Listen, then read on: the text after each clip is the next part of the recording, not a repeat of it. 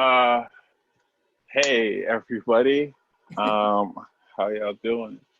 My name is Cliff. Graduated from Wheaton in 2013, and I've just been running around like a chicken with his head cut off ever since. And now I've ended up back here at Wheaton. Um, so there's a lot of things that we can talk about for sure. Uh, this is also, I've been talking all day. I talked at Emerson and then at Syracuse earlier today. It's amazing. I can be in so many places in one day. Um, but grateful to end today with y'all.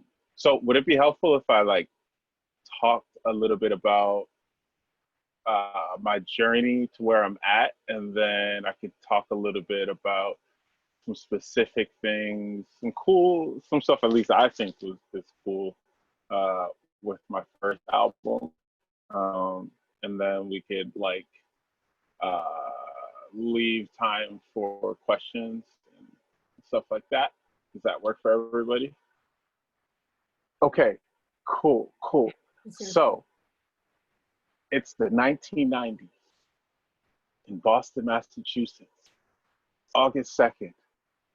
A young Cliff was born. No, I'm joking. That's not how this is going to go. But yeah, I'm born and raised Boston, Massachusetts. Uh, okay, key thing. This is a very key thing about my story, and Wheaton understands it the most because it's the biggest turning point.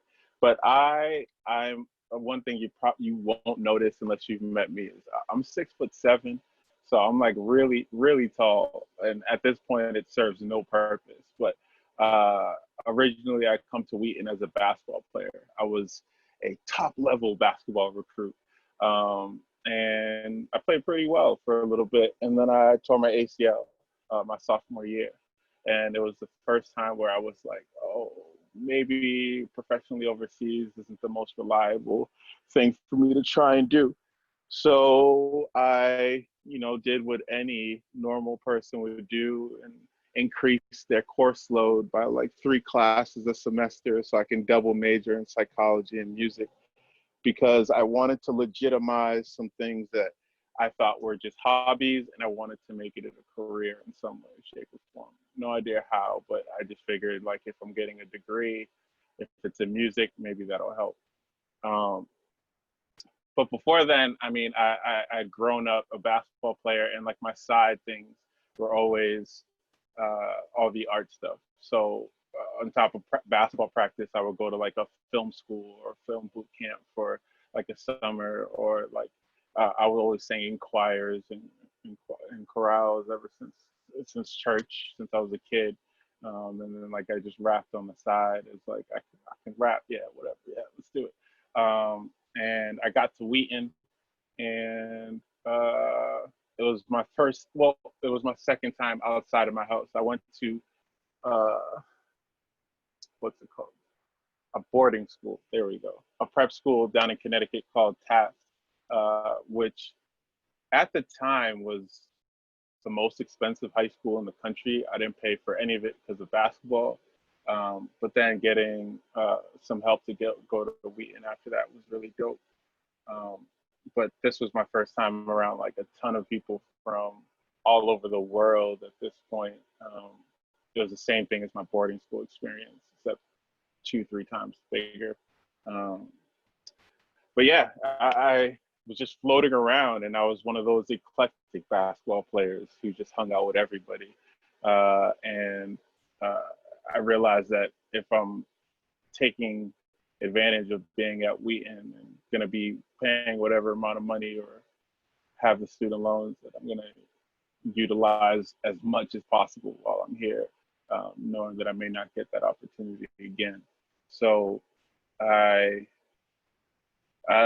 met Art Mason and Roxy Azari, who graduated a couple years before me, and they just heard me rapping or something like that. And Art was like, "Yeah, you're a rapper. You should come to I Speak." And I Speak was my first introduction to slam poetry. I'm not sure I Speak exists as now. I know that it's shifted a bit, but when I was there, I got to be president of that, and I was doing everything. I worked with Andrea Holden, running the Loft events, which I also think has changed at Wheaton. Um, and I was just trying to figure it out, which I'm sure you all are trying to do, especially having this complete change in trajectory. So I started taking world music in Eurasia and all the other classes, and like a bunch of theory classes to really bang out a major in music. And Julie and Ansears helped a lot, keep me on my path over there. Um, why I did that was to just have that legitimacy of, not only the legitimacy, but it was also because I'm in this completely different cultural environment. I'm coming from Dorchester, Mass, inner city Boston, completely different environment, and being in this like bubble of Wheaton and this creative opportunity to have all this access to all these things. I wanted to increase my knowledge on as much as possible. And I started to see the connections between classical music and the stuff that I had loved, and seeing how they can push me as an artist moving forward. And I ended up writing my senior thesis on like David Bowie, Ziggy Stardust, and the post-Beatles 1968 generation, which I'm very proud of, because that album and it is such a signifier of like who I like tried to embody, at least as a musician, in different ways, and the way that David Bowie kind of went about that whole situation. I mean, he had this very hit band and this persona on Ziggy Stardust, and then at the end of their tour, without his band even knowing it, he's like, "This is the last time we'll ever see this," and to have that confidence to move on to something different. So, which to my friends back home, they were like, "What? Whatever. Cliff's just cliffing," um, and it didn't really connect for them, but it all made sense. But directly after I graduated from Wheaton, that September, I started up. Got lucky enough to get a full scholarship to go to Northeastern and get my master's degree in digital media communication, which was another key in where I'm at now. Digital media was like a hot word at the time. It was new. I think I was going to be the second graduating class from that program. And I got lucky enough to get a full scholarship through the Mass Promise Fellowship and doing work at Boston Public Health Commission. Now, through this is key. Through this time period, this will bring us up to the album. Through this entire time period, I had, so I'm fresh out of college, right? And living on my own in a long-term relationship. And I am a full-time grad student at Northeastern. Because I'm a full-time grad, what pays for my tuition is my fellowship which is through Mass Promise Fellowship, to work over at the Boston Public Health Commission doing teen dating violence prevention work and sexual violence prevention work through media. So I have those two jobs. On top of that, because I'm making $14,000 a year, which is nothing, and full-time student, I'm trying to figure out how to pay my bills. So I picked up another job as a research assistant at Boston University, working at Boston Medical Center, the emergency room, doing the same research around violence prevention, sexual violence prevention. Third job. Fourth job is I am a contractor. I'm doing just random whatever a friend needs. Like I'm lucky enough to have friends that are more established and more famous and doing cooler things in the industry. They need a video. Word, I know how to do a video. I don't know how to do this. I can watch YouTube videos all day and figure it out, teaching it. Plus I'm learning all those techniques in my grad program. I know how to record your album. I know how to mix whatever, blah, blah, blah. Whatever came through contract work, that's just as Cliff. And then on top of that, trying to be Cliff Notes, the artist, and performing as a poet and as a musician across the country doing whatever shows come about. So that's like 4 jobs right off the bat. And then I'm also a teaching artist over at Raw Artworks, which are the folks that produced the music video that just came out, Happy. I'm teaching film and I'm teaching spoken word poetry. That's another part-time job, 5 jobs. On top of that, I'm also a bouncer. I'm a bouncer at West End Johnny's, which is a club down by the Garden. And I'm working that on weekends, 6 jobs. And only reason why I'm saying this is because I had this kind of real like ambition for myself and trying to achieve something that was bigger than myself. And I wasn't sure what I wanted to do yet, but I knew it involved all of these different things. And this is through 2013 to 2000 or 2014 to 2017, which is eventually where I would graduate from Northeastern. And I drove myself, like it's well documented, I drove myself mad, just like overly working myself, anxiety through the roof, and it was not a healthy working environment for myself. What I'm grateful for having done throughout that was documenting what I had done through the artwork that I was making. So the films that came out, you can see Ligo, Art of Being Haunted, yeah, and my album When the Sidewalk Ends, which were doing really well because it was like kind of cultural zeitgeist. What I remember was when I was making Vitiligo, which was my master's thesis over at Northeastern, which it's a psychological thriller, and I started working on it at the beginning of January, like not even 2016, started writing it. But I remember in like May when I was like kind of just starting to film it and stuff, the trailer for Get Out had just dropped, and it was both affirming to be like, yeah, another filmmaker gets it. Yeah, psych, horror and film and the Black experience, this all exists. But at the same time, I was like, they're gonna think I stole this idea, whatever. Luckily, that film specifically took off around the world. Won I think 5 to 6 different film festivals. It was accepted in over 20, counting to this day. One of the biggest ones was the March on Washington Film Festival in 2017, which I think a Wheaton professor also won something in that film festival, TJ. But our film won the grand prize for the whole festival. So got to meet Ta-Nehisi Coates, hung out with Ava DuVernay, and all because of this film. And that was a big takeoff point. But what I'm still trying to focus on is that I'm still not treating myself, or not health-wise and mentally health, not taking care of myself in the way that I needed to. It would take until like last year or 2000, like the end of 2018, to really get on my feet again. But going back to my first album was this, it was called When the Sidewalk Ends. And I could show you a little bit about that. So I just rushed through like 7 years of my whole entire life. Let me pause. Are there any questions, things that you want me to clarify before I move on to future things? How did I do a certain thing? When did I start dreading my hair? When did I start, like, what do you got? Anything to keep us on track? I wanted to make sure y'all get all the information that you can from me, because I don't necessarily, I can't speak everything at once, and there's something in here and it takes questions to get them out. So let me know.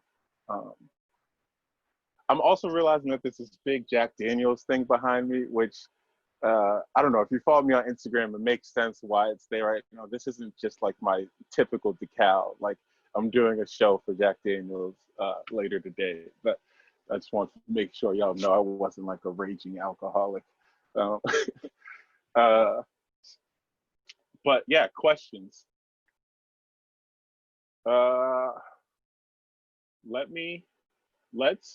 Let's look at some stuff. Whoa, I didn't even look. No questions. Anything in the chat? Oh, there's a chat going on. Watertown's in the house. What's up? Okay. We woke Wednesdays now, y'all. Word. We woke Wednesdays. Okay. We speak. Yeah, feel free to throw some stuff in the chat, or or an or just ask me here. I'm loading up Spotify. I wanted to show you this one track on the album. I want you to listen to it, and I'm going to talk you through the different portions of it uh, that made it up, because it was one of those things. It's very multi-layered. Um, okay, how's everyone doing? You guys got water? You guys got food? Cliff, I just opened up, so you should be able to All share right, the screen. let's in here. Spotify.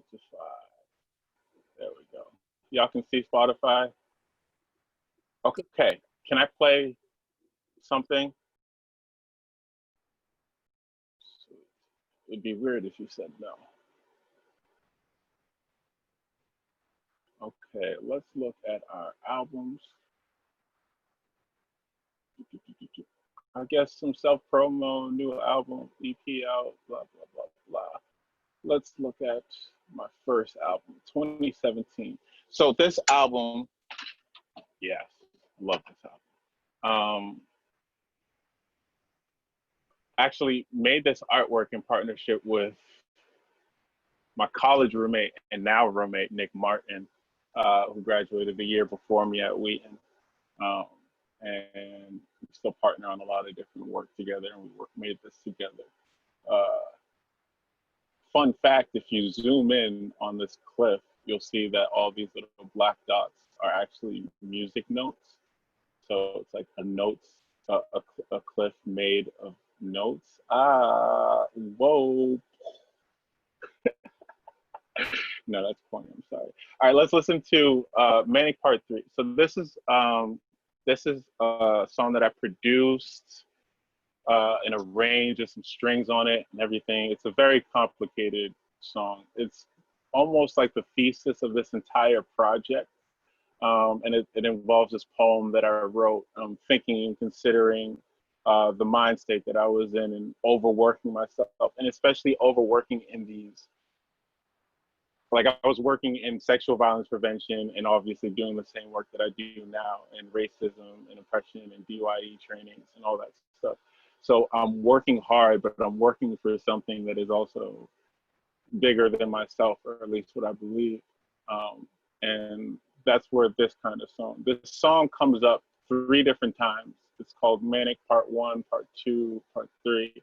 Actually, listen to the different ones because it kind of evolves over time. Manic Part 1, okay, can we even hear this? Can y'all hear that?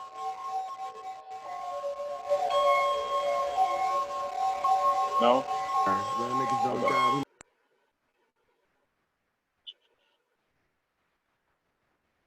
That's weird. All right. Well, let me get cool for a second. My dudes will probably make news with a weapon, but they went to school because they want to respect. Ha! And they thought to protect them.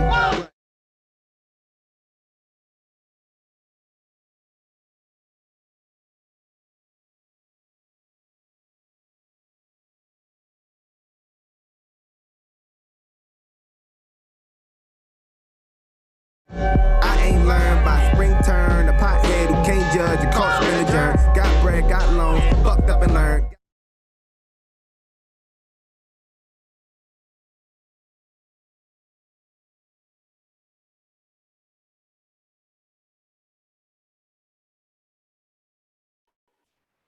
How long have I been muted?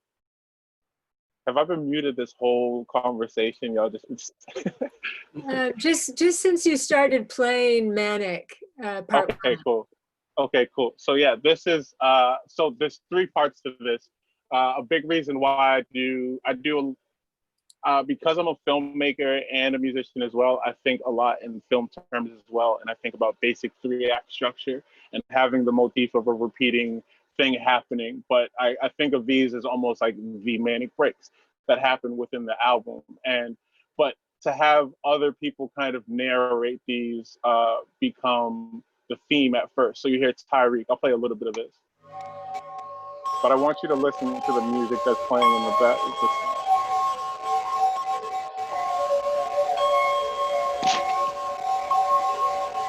Real niggas don't die, we multiply.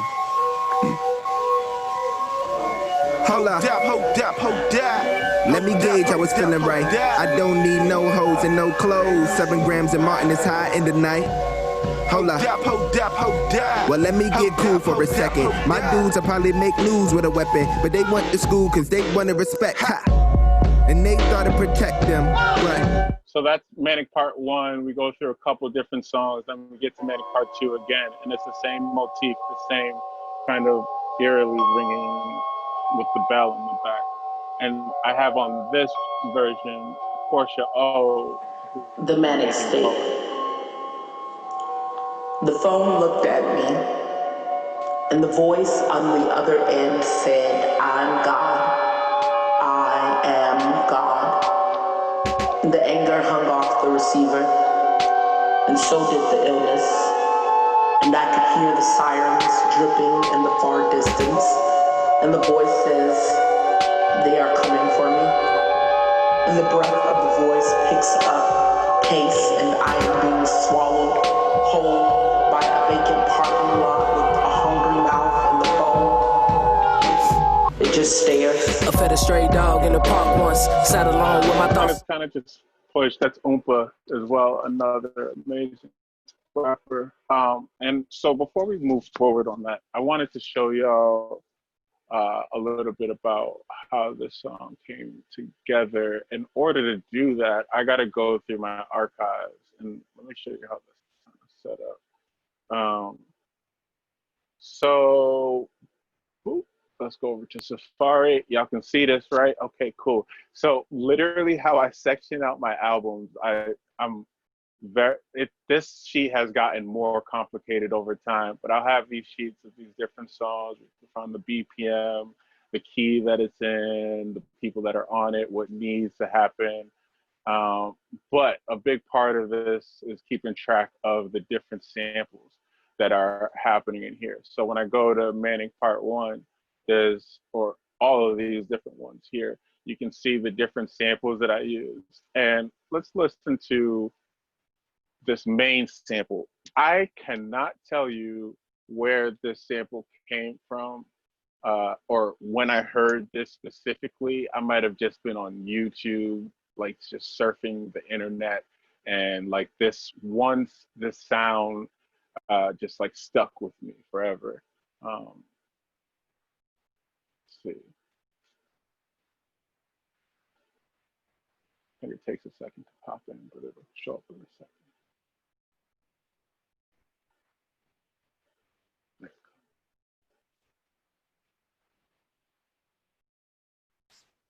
It's like a real long build-up.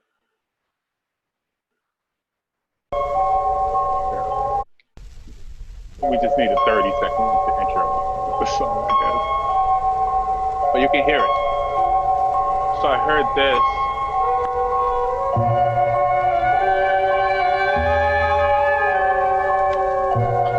Wow, that's hilarious. So y'all can hear that, right? I basically took that sample, stretched it out, threw it through a bunch of guitar amps, started just automating it, just trying to make it my own. What's blowing my mind right now is this album art, which I did not notice before. Just the fact that the album is called Panic and the Son of Shock. It's just like, it kind of speaks to how I create, in the sense that when I'm making these songs, I'm not thinking, all right, I need to stretch this out and I need to create this one specific sound and I need to do this to do this. I'm just like, this. I just go. I think about, are any folks familiar with Allen Ginsberg, who was a beat poet from the 1960s? And he wrote this poem called Howl. And what I love, he's very well known for helping push what censorship laws are today, and the fact that we're able to speak about our sex and our identity and speak in different ways as free as we want. They tried to shut his whole thing down back in the 60s. But a big part of how he wrote, specifically with How, and what I took from that was he would write without form or structure or narrative or any concept of language. And he would break all of those rules in the sense of a free write. So it's almost like he's just writing and not even thinking about it.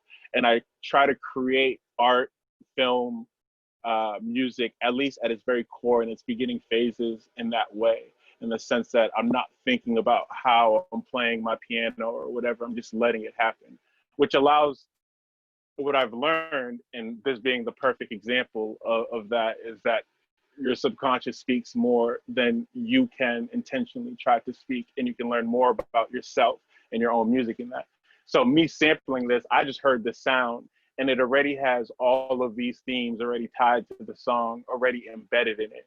So I just take this Panic, the Son of Shock, the Creed Taylor, Out of This World. All of these things are things that are themes within the album just naturally, and I sample that, and that becomes that motif that kind of reoccurs throughout the album. And so I wanted to play the third version, which ends up being the last rendition of this album, of this Manic series. But before I get to that, I wanted to play how the album is introduced in the first song, because these tie in together as well. Let me pull back up Spotify. So this is introduction of Fright Night. If you end up watching Vitiligo, you can hear this working the score of the film throughout in many different ways. But these chords are, I'm pretty sure, just like a D, like a G minor or something like that, something inverted in some way. But an escape. I'm too busy.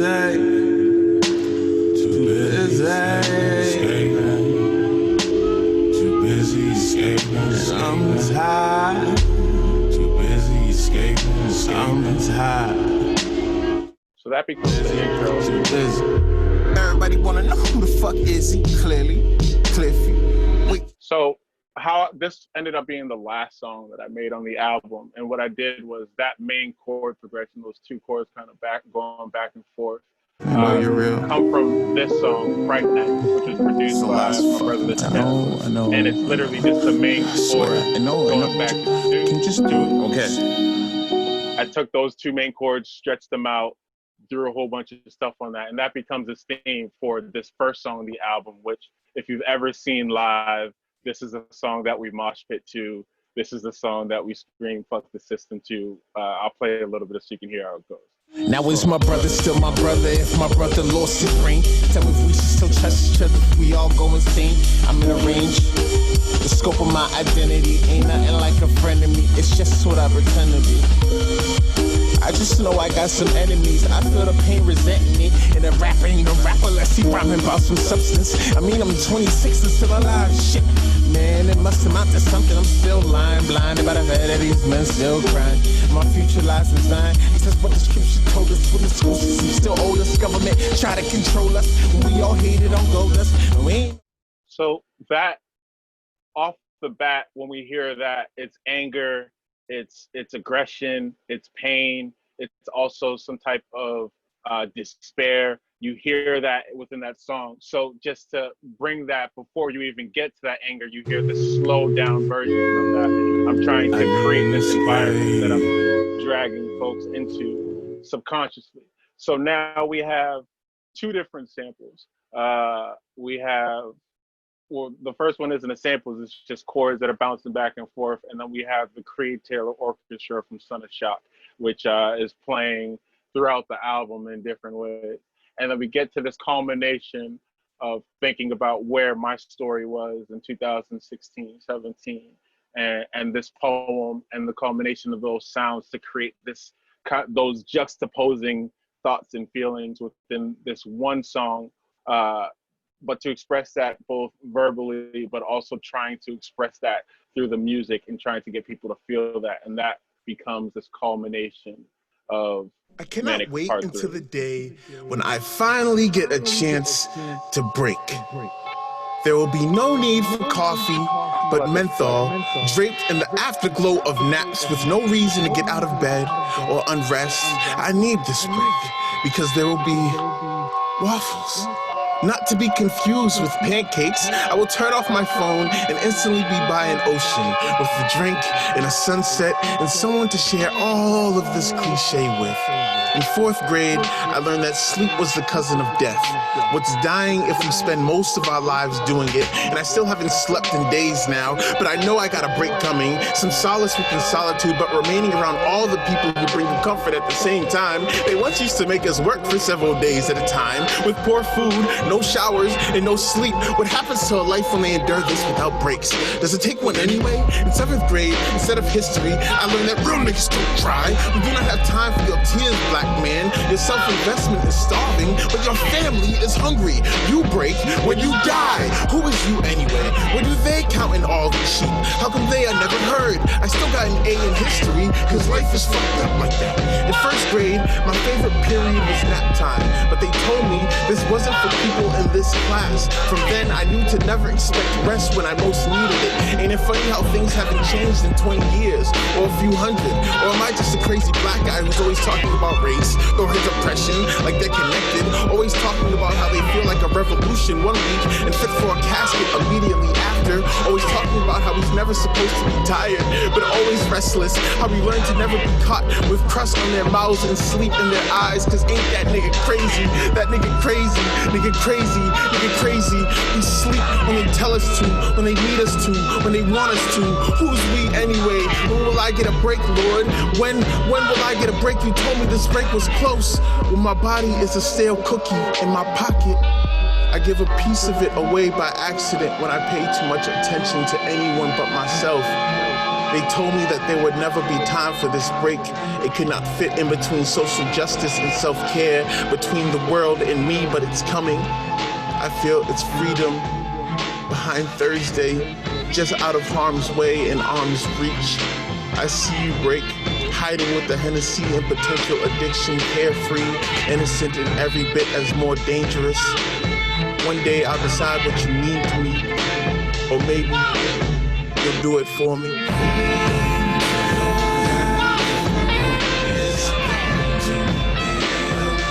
Extra points for anybody who can recognize the 2 other samples that are happening.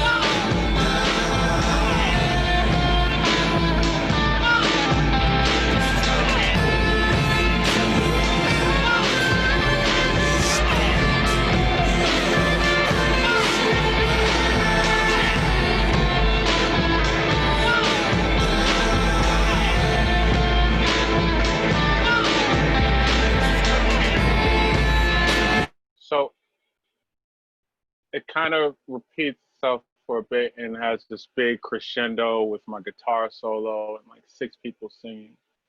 Did anyone recognize the other 2 samples that I haven't named on it? They're kind of popular. So. Wait, okay, you gotta let me, I don't know the name, but everybody knows, like, huh, come on. Yeah. Those from 2 different songs? Or is that one song? That's what's it called? Good Friday by Kanye West, which is from the series of songs he put out before My Beautiful Dark Twisted Fantasy. And I pulled the drums from that, took just the samples, and then I relayered those with taiko drums to really enforce like how loud it's getting. Can y'all still hear this? And that's my first guitar solo. I've been playing guitar for like 4 months, and I was like, I'm just gonna guitar solo. I know how to noodle. Let me just make that happen. There's one more sample on there. Can anyone recognize it? I heard that this was one of those. I had like half of the song done with the poem and everything, and I didn't know how I wanted to end it where we're at now within this larger crescendo of moments. And I remember I was at work and I went to Dunkin' Donuts and I heard this on the radio. Nobody knows where it's from? All right, sweet. I'm just gonna play it.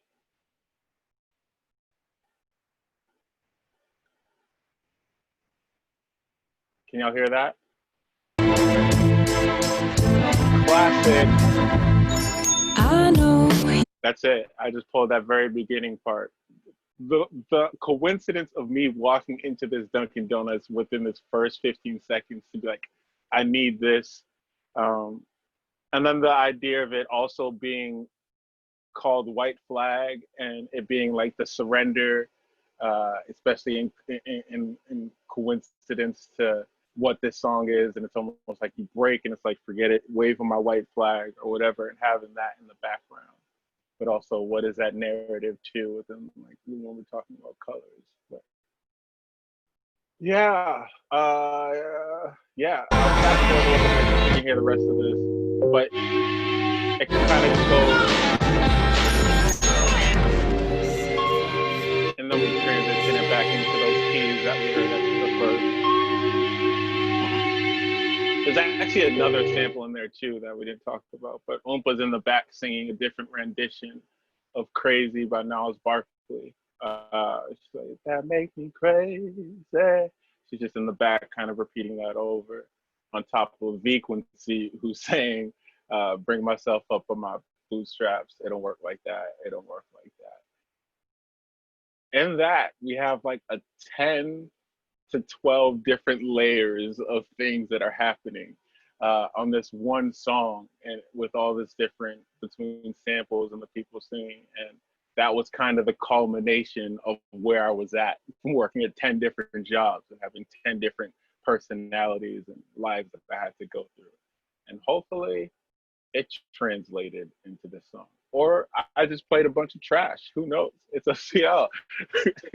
But yeah, luckily this album has taken me far places and brought me to this happier looking album, which came out last September, which is the growth from that and has its own themes and motifs throughout, which I love to play with. And that's my take on motifs and music. I hope that this was insightful. I hope that I just didn't just bore y'all with a bunch of just talk about randomness. I hope it made sense. Any questions? Any thoughts? Yeah. Go ahead, Nick. You just shout it out. So I have to ask this because it's personal, so that I don't get sued. How did you clear those samples? You know, like The feds are watching. We did it. At first, we didn't clear any of them. At first. Now I have a lawyer team and a legal team that takes care of all that. Some of the samples are almost like don't ask, don't tell. Some of them we have to get cleared, and we had to put money forward to get clearance for. But some of them are so augmented or so distorted, and I'm pretty sure this, like the main sample for Manic was something that I pulled out of the Perlinger archive, so it was copyright free. But when we get into the Kanye drum samples, that's when we have to start getting lawyers and stuff involved. But at first, I mean, we didn't clear any of it. The only reason why we did, I'm gonna have to switch headphones soon. The only reason why we did was because we just wanted to be proactive, just in case Kanye did hear my album one day and he was like, wait a second, I know these drums. So yeah.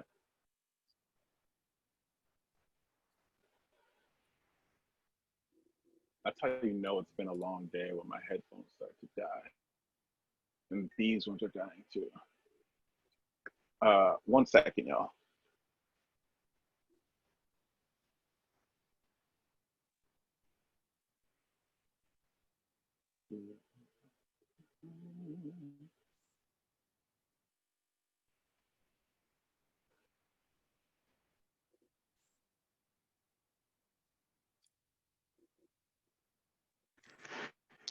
All right.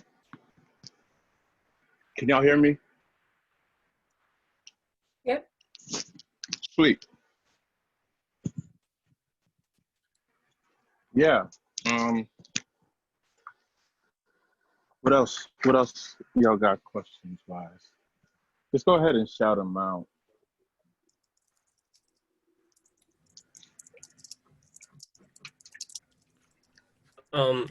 You mentioned free writing and just letting it happen earlier.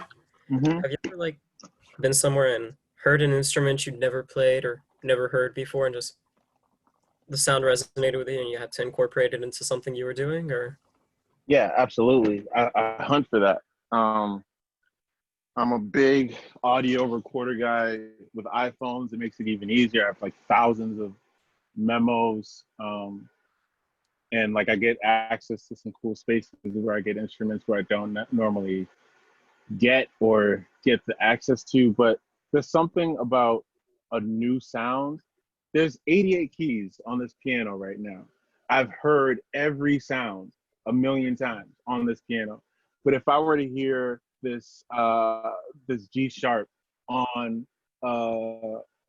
some like kalimba made in like South Africa or something like heavily modded, it changes how I think of that one sound that I haven't heard before. So I'm constantly hunting for those new sounds. And because I'm also a producer and I'm all in DAWs all the time, I'm often just like creating new VSTs and trying to create new sounds. But sometimes I just hear things like I'll hear like, what was it the other day? Oh, my friend I was at the studio the other day and my friend was just like punching on like a drum pad over and over. And the rhythm that he was doing, he was probably creating some of it. It was an 808. He had an old 808 machine punching on that. But what I was hearing wasn't necessarily the 808 that was coming out of the speaker. I was just hearing the tapping of him tapping on the machine. And I was like, let me pull up my phone, let me get that and record that. And that becomes a sound. But I love definitely looking for stuff like that, and I'll probably end up using that as like some percussion on a song later somewhere.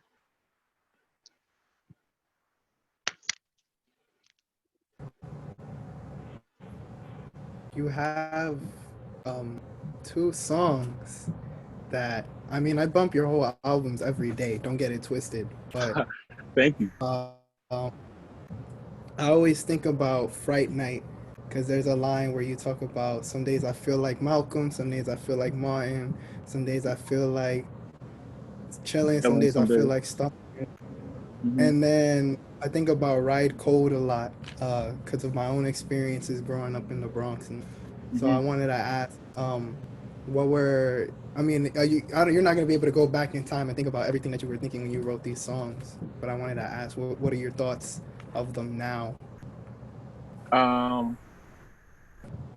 I just performed those songs yesterday, actually, first time in a while. Ride Cold was the product because I was lucky enough to get a nice car. Um, I actually just got rid of it this summer and got a new car this summer. But I had a Jaguar in 2014, 15 onward. And it brought this new challenge in my life, where in which this was something that I owned outright. And I'm this super young kid. And it's a really nice car that you wouldn't normally see someone who looks like me driving around in. And that was something that was constantly on my mind, and just owning that car. Um, and that's what came about with Ride Cold. Oh, and it was something that I had started years, and I come up with the concept of that song years ago because it was based off of Drive Slow by Kanye. Just thinking about that song because that's also a song about cars and having nice cars or whatever. And I was thinking about what does that mean nowadays. And I made that song with my roommate at Wheaton, who a lot of the album is inspired by. His name was Brian Johnson. He actually passed away 2 years ago. And a lot of my experience with him and his bipolar disorder and our struggles with mental health together were part of that. And he was actually originally on that hook. He helped come up with that hook. So it was one of those songs that I was like, no, this is something I needed to continue to make. And make into something of my own. Fright Night was, I really just wanted a mosh pit song. I wanted a song where we could mosh pit. I was starting to do concerts. Like I did my first headlining show where like 9 people showed up, but it was getting to the point where hundreds of people were starting to show up to my shows and people would get live. And I was like, I want to get a mosh pit at my show, but I want a mosh pit in the name of racial justice. I want to scream "fuck the system" at the top of my lungs because that's what Rage Against the Machine would have done. And the beat was, it just reminded me of like old Eminem, just being like really rambunctious. And yeah, I just thought about that whole process and try to put it into the song. It was a really fun song to write. I think originally I had it ending with a David Bowie clip of him talking to some like MTV interviewers and being like, why aren't you guys playing black music videos? There's some great black artists, but in the efforts of not getting sued, I decided not to put that on the album.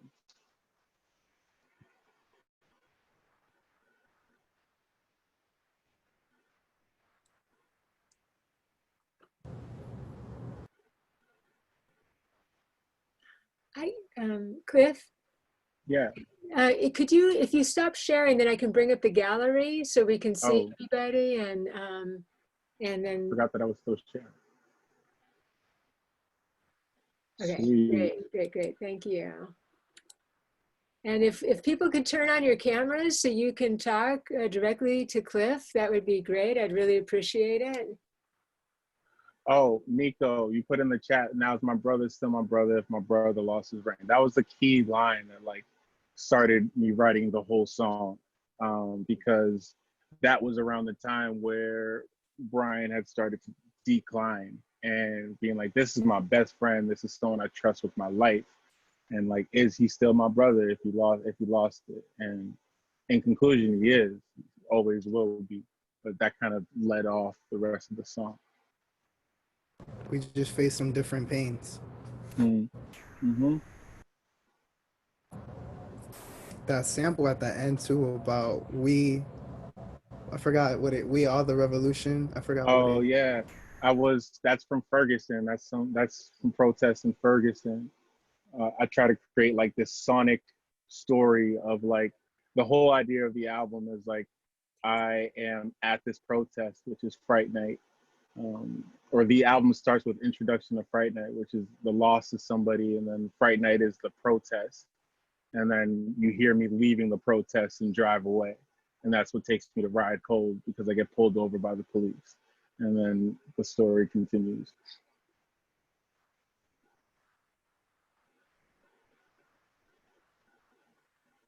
I have to go because I have a class. Thanks for coming. You know, Cliff, one thing I really, hold on, just if you don't mind. One thing I love is the story about your kind of arriving and everything that you did to kind of, I mean, I don't even know how you did it, working all those jobs, but making it happen. I mean, you were clearly really inspired to move this forward. And I think it's really great for us all to hear about this, like that it's a process, right? And it's it takes a tremendous amount of dedication, and the Jaguar didn't come right away. You know, that was something that you had to really work towards, and you learned so much. I mean, I'm sorry, you kind of made quite a sacrifice in terms of your health and all, and at the same time learning so much along the way with all of these different things you were doing. Yeah, I think that something that retroactively thinking, like, I didn't like think, all right, I'm just gonna drive myself mad so that I can create brilliant art. But I think I just wanted to make something that I connected with. And I wanted to understand my own story. Somebody asked, I was speaking in Northeastern last week, and somebody asked like what pushed me to make, like what am I making my music for? What am I making my art for? And like maybe a couple of years ago, it'd be like for folks that are struggling or folks that are dealing with racism or whatever. But the biggest realization was that I'm not making music for anyone but myself. I'm making it so I can understand what I'm going through and understand how I process things, especially considering how I create and knowing that I'm just letting my mind do its thing. And I can look back and be like, oh, that's what you were feeling on Ride Code. I didn't understand it when it came out in 2017, but now that I'm 30 years old and able to look back with a healthier mind state and better outlook on life, I'm able to really debrief those. I actually joke and talk with my therapist and say, we should just sit down and listen to my album together and let's break this out, which I think might work. Yeah, I think that's the gift of an artist, right? Is that you're doing this as part of your own process.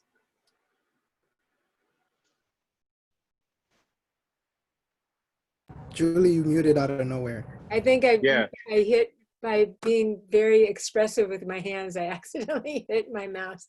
So anyway, sorry.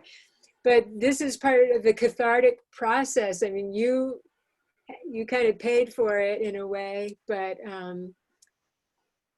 you've gotten to the other side. I know it's still a process for all of us, but people can really resonate with the art that you've created along the way, and it provides catharsis for anyone who hears your music. So I think it's a gift. Obviously, it's just really a gift.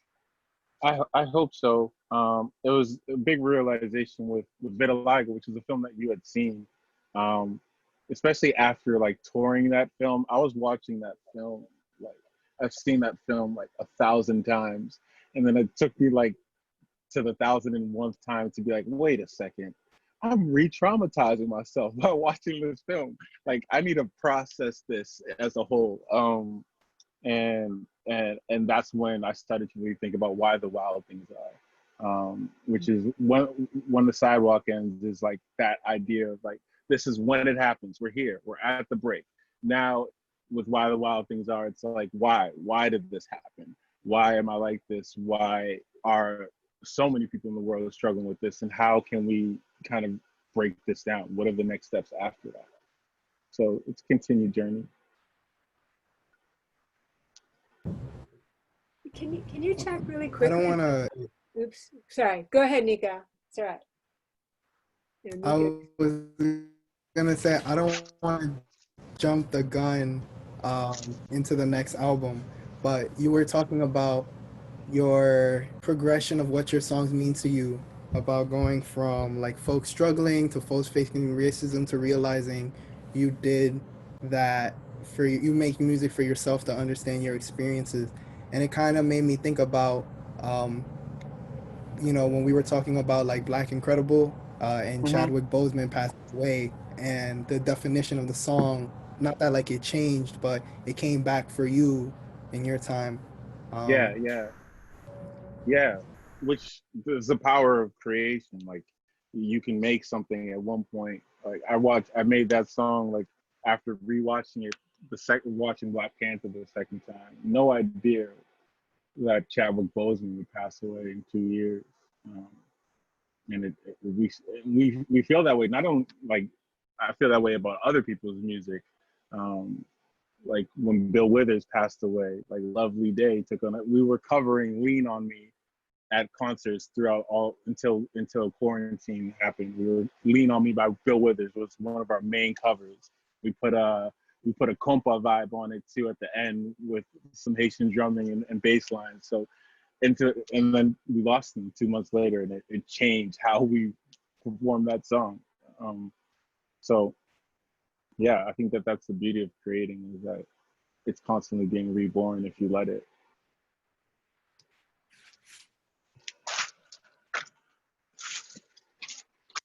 Well, hello, Cliff. Hey, the legend. Welcome back to Wheaton, man. I'm glad to be back. I'm glad to be back. How are you doing? Good, good. You know, I don't know your work that well, but I'm really struck that, you know, you're working a lot in film with Hmm. visual media. And I'm wondering, is that your like preferred way to express yourself, or are you still doing strictly audio CDs as well? For me, because of going through the trajectory of like just bouncing around from music to film and jumping around, I never found a period where I was like, this is who I am. I'm just a filmmaker who makes music sometimes. I thought of them all as the same kind of craft. Like how I create music, like how I was making that album, I thought about it all as a film. That's how I'm able to, like, I'm writing the script in my head. I have the actual script as I'm creating the whole narrative for it all. Um, and I think about that same way with how I create films as well. Like they kind of feed each other. So I'll end up like I use film terms and while I'm creating music, like talking about the 3-act structure and how I'm creating these different things within the trajectory of a whole album. So to this day, I almost think it as the most freeing thing, and I remember it being the most freeing when I was at my first museum residency when I first started working on this album at Mass Mocha, Western Mass, and I'd spent like the first 12 days there. Think like my first museum residency, big museum, and I get this apartment and studio all to myself. And I worked on music, like did not sleep for like 12 days, made over 150 songs in 12 days. And a lot of those ended up on this album. But then what I hit a wall and I was like, dang, I don't know if I can make music anymore. But the freeing thing was to be able to like, well, all right, I'm gonna just paint today. And I just started working on the album cover. And then after I finished the album cover, let me just make a film now. And they all fed each other and they all existed in the world together. So it's hard for me to put any of them on a single platform. I think that they just all inform each other and work together. Mm.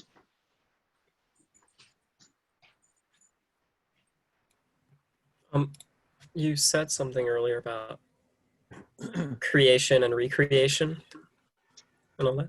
Did you ever, and you mentioned that you just actually performed songs like Ride Cold and Fright Night Mm-hmm. live again. How do you, like, how does your relationship to the songs evolve and how do you add that into the way you perform them? Oh, for sure. A big transition between When the Sidewalk Ends to Why the Wild Things Are. I stopped and I stopped performing for a while because what I had noticed was I got into that point where the same way I was watching those films over and over, I was performing these songs from the first album in front of thousands of people at this time over and over every month. And the way that I perform, I fully embrace like I'm very embodied in the music and in the character and all the things that I created with it when I'm on stage. So it would make for a great performance. But what was happening was I would be exhausted and emotionally traumatized after every show. And I was like, this can't continue on this way. This is going to lead to alcoholism or drug abuse. I've seen this before. So I stopped performing. And that's when I just started doing No Notes November, which is when I went to Mass Mocha, disappeared for a whole month, just worked on the album. So a big part of where I'm at mentally is very informed with how I'm presenting because I know I have to live with the emotions that came with those songs when I first performed them. So there were songs that I just don't perform anymore because of how exhausting it is. And every now and then I'll bring it out again if I'm feeling emotionally stable enough to do them. So yeah, it definitely changes. But like Ride Cold was one of those songs where I stopped doing, or you can hear Counting Sheep from valedictorian days. And I stopped doing those for like a year.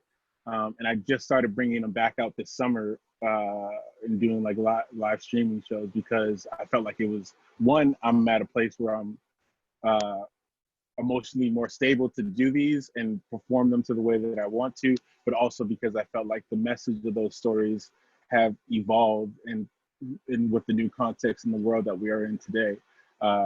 is needed. So I'll definitely shift, which is really dope about having a discography that spans to 2013, even though folks just know about my two main albums, but I'm able to dig back and pull things where needed, and they become new to folks who have never heard them before.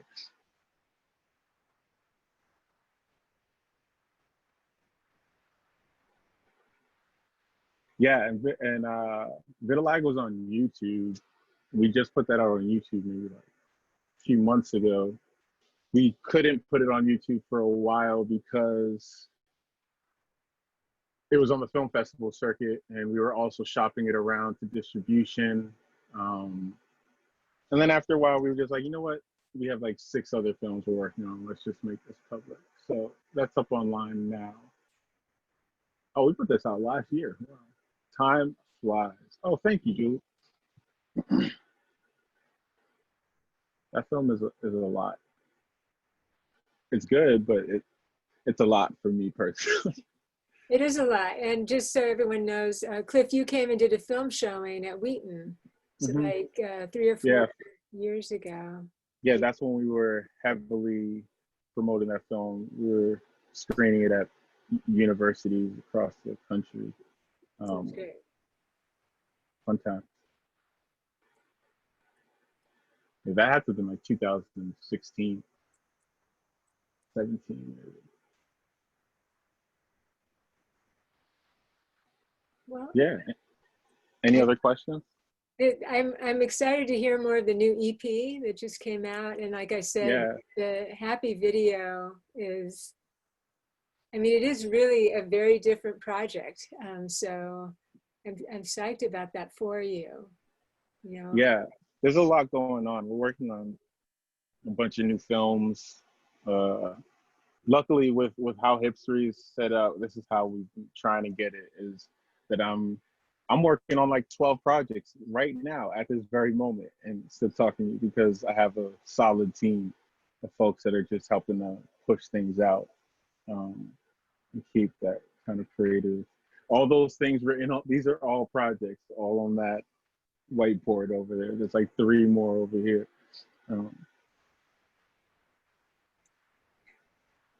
It's very cool. All right, any more questions for Cliff? Well, the conversation is going to continue. Oh, did you have something, Nico? I was gonna say, can I express gratitude? Gratitude. It's not a question, but it's gratitude. Thank you y'all for having me. I'm really, it's refreshing when I'm not speaking to like the press about this kind of stuff, and they're just trying to pull quotes, and you guys are just genuinely trying to listen. So I really appreciate these moments. Well, we're going to be talking about this in class tomorrow, and I'm sure in Matthew's class as well. And I'm looking forward. What's great about this is we have a chance to sit down with you, and then October 7th, we have the bigger thing for the extended Wheaton community, and we can continue the conversation there. So we're not saying goodbye right now. We're just saying we'll see you on Wednesday. In a couple weeks. Wait, can I see you on this Wednesday too? Yeah, you do. It's okay, cool. It is. Yeah, we're seeing you this Wednesday for a different group of students, and then the big performance is October 7th, right?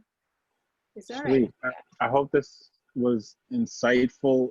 I hope this was interesting, and I hope that listen to my music sometime. It's not all sad, I promise. There's some fun stuff in there. There's a lot of fun stuff in there. It's really, really great. Yeah, Natan, thank you for Cliff. Yeah, we have a lot to talk about tomorrow. It's the perfect metaphor for the associations that find their ways into music, and you are able to just really map that out within your own composition. So, but it becomes this much bigger example of what happens to music like all the time as it goes out into the world, and people embed their own associations with what they're hearing. Yeah, there's a book that I teach in all the classes that I teach, no matter the subject. I always have this one book that is always required, and it's by Austin Kleon called Steal Like an Artist. And it's one of those like airport books. It's like super small. You can find the PDF for free online somewhere. But it basically just opened my mind to this idea. It was freeing in the sense that one of the main premises is just like there's no original thought or idea, or especially when we're talking about art, like there's no sound that I can make from this piano that hasn't been made before. The only difference is that I'm the one making it.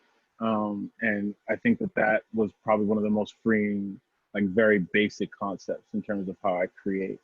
Um, Instead of trying to be so original and create something no one's ever heard before. But the more revolutionary thing is that no one's ever heard anything from me before.